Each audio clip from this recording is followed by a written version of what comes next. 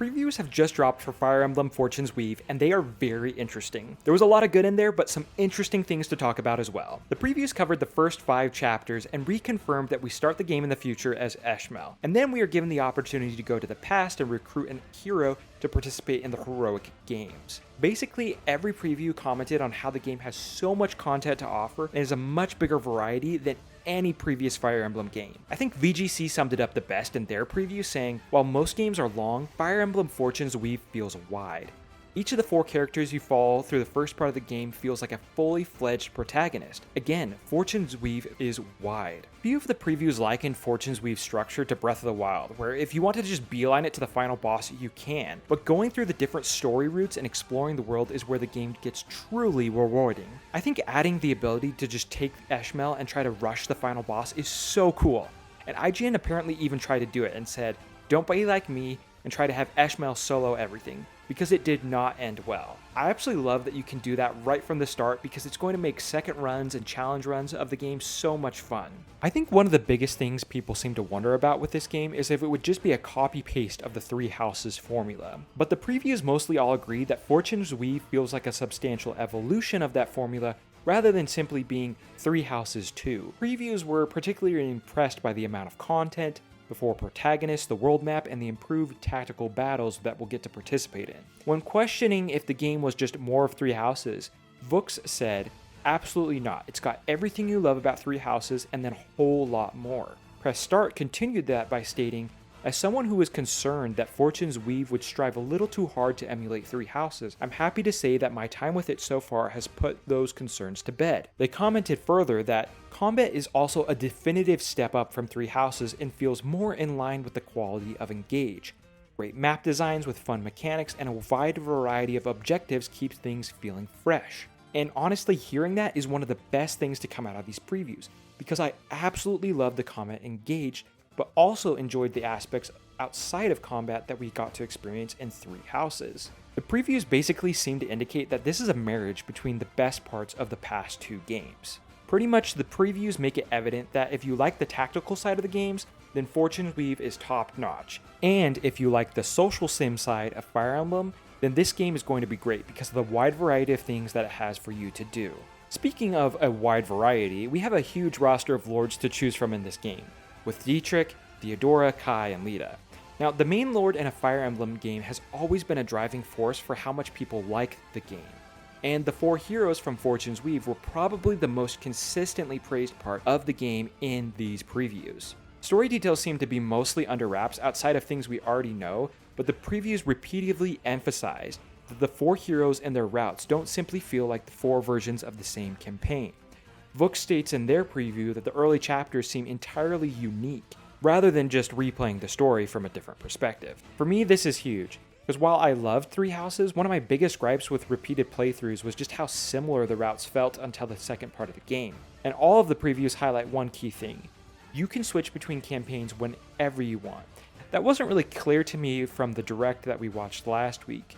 And in the previews, it states you don't have to finish one protagonist's entire route before seeing another. VGC said, when a dozen hours deep into any given character's storyline, it's easy to forget that there's another 3 to see.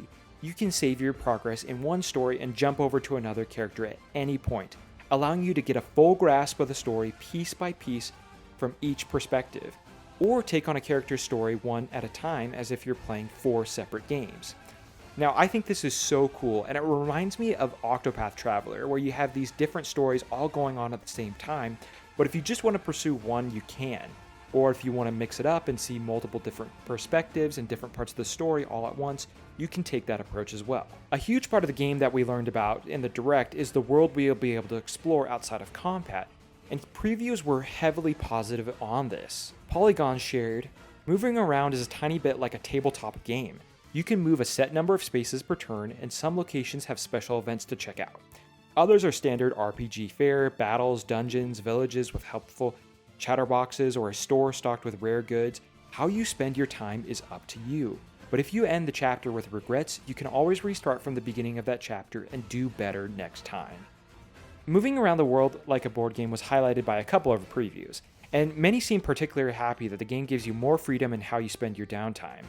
We are given the option to explore, do side quests, visit towns, farm, or train. Interestingly though, it appears each main lord has different or unique activities to them. For instance, Lita can wander around and sing at various towns. However, one thing about the overworld and map that I've been kind of curious about has been the return of dungeons. Dungeons were present in the second Fire Emblem game, but have never really made a huge comeback, and they seem to be pretty big within this game. The previews talked about the traditional turn-based combat called clashes that happen inside of these dungeons, and this was one of the areas where I expected reviewers to be a little bit negative, but the comments are actually fairly positive. The system seems to be the standard dungeon crawling method, where you enter a dungeon, explore, encounter enemies, do traditional turn-based battles, manage your HP, your magic, your resources, and then you continue exploring to find rewards.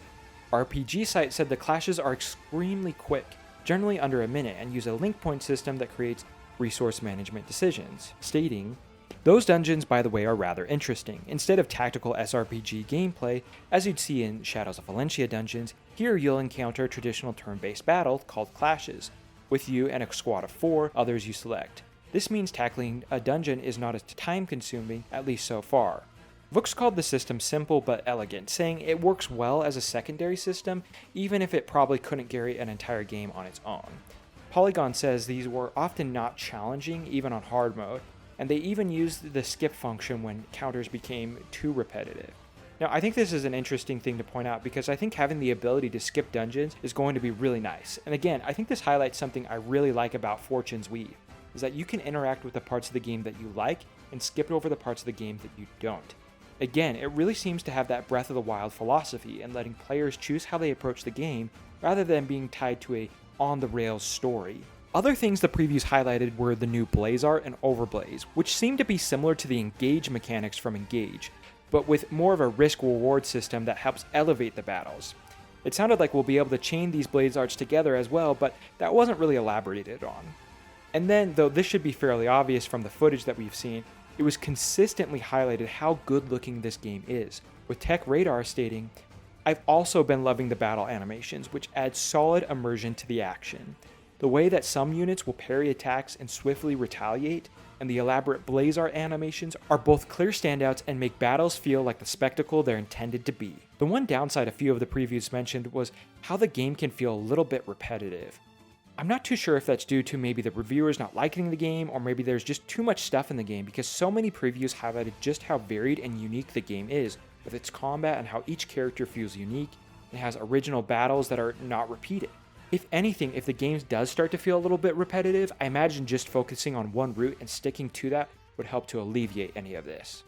Overall, I think we are in for a wild ride with Fortune's Weave. Nintendo Life said the game's opening immediately dispels the notion of it being business as usual, with Dagda's future being home to firearms, automated turrets, and even quantum computers.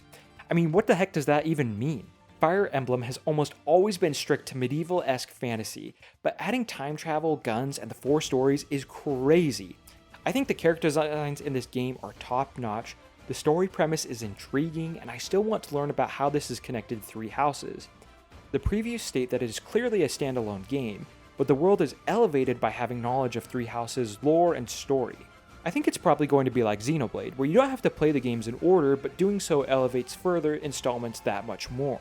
Overall, I am so hyped for Fire Emblem Fortune's Weave, and the previews did a great job of showcasing just how much fun we are in for come this September.